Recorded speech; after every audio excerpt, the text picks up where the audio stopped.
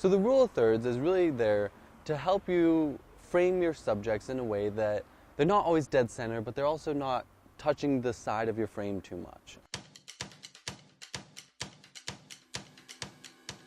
As you can see in this shot, I'm currently on the left side of frame. I'm not too far to the left, but I'm not dead center.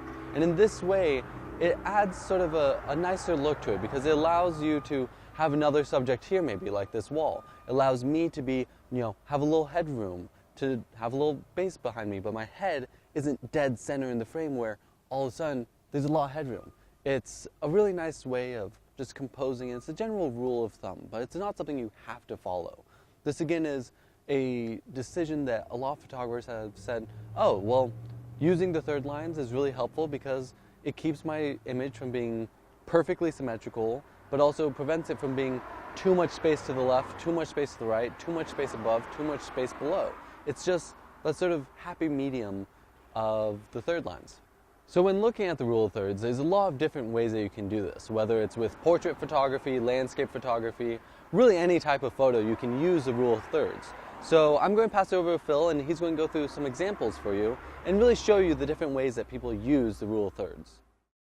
Thanks, Sam, for that great definition of the rule of thirds. And now I'm going to show you some of my favorite photos so that you can really see how the rule of thirds comes into play. And you might even not notice this when you're looking at photos on a day-to-day basis, but start looking at photos and see how a lot of photos are composed this way. So this first photo, we have this little dandelion, and it's a great example of how you use the rule of thirds and you place a subject not anywhere on the third line, but at the intersection of a vertical and horizontal line. So that's really getting down to the nitty-gritty of the rule of thirds, but that sweet spot is placing a subject and the focal point of your photo at that intersection. And it doesn't have to be the top left, the top right intersection like you might see in a standard portrait, but you can put it in the bottom left or bottom right. And I think this is a great example of that. This next photo is another non-human photo, but it's a great composition using the rule of thirds. We have this castle on the right side of the image that is really the focal point of the photo, and your eye is just drawn to it. And again, it's on the third line. Here we have a child that is semi-centered, semi to the left of the frame.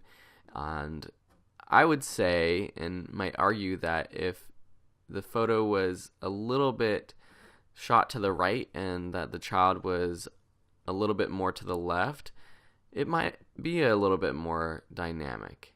And if it was on the third line, it could have been a little bit more dynamic. But nonetheless, great shot, and the child is sort of leaning over towards that third line.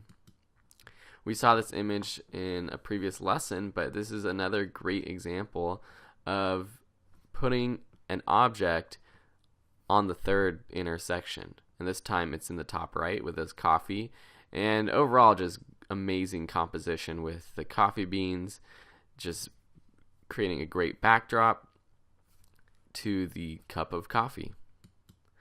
Here is another amazing shot, the silhouette of a family at the ocean with both the family and the sun on the third line. The sun is really more the focal point that your eye is drawn to, but the family as well is close to that intersection. Another great photo. Here's another one of a bird. You've seen a few pictures of birds in this course so far.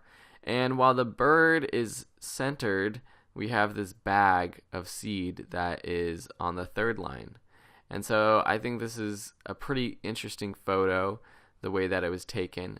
Maybe it would have been better if the bag was in the center and the bird was on the right.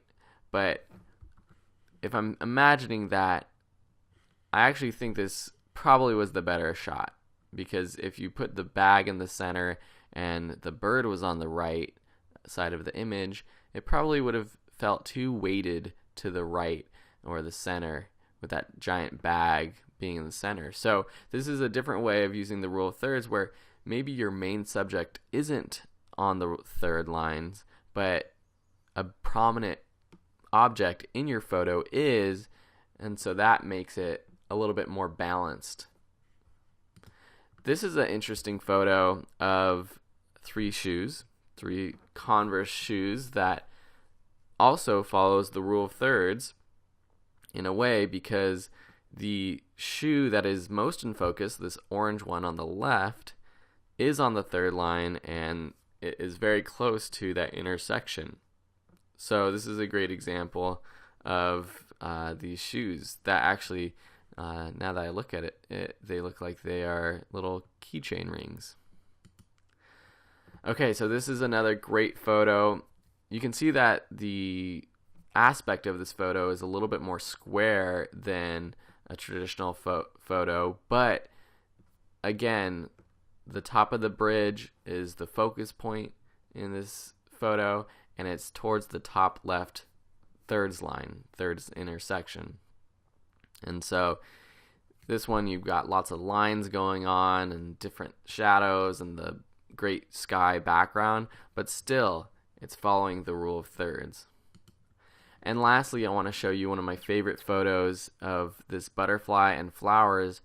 And obviously it's all beautiful, but the butterfly itself is the focal point in this photo, and the butterfly is right close to that third line. These flowers actually are not technically centered, they're close to the center of the frame, but they sort of like go and wrap around those third lines, but really focusing on that butterfly, top left third intersection, and a great composition. So I hope you enjoyed checking out these photos, and as we show photos in the rest of this course, and as you're walking around seeing photos throughout your day-to-day life, see, are they following the rule of thirds? Are they not? And in the next video, Sam is going to explain, when is it a great idea to break the rule of thirds?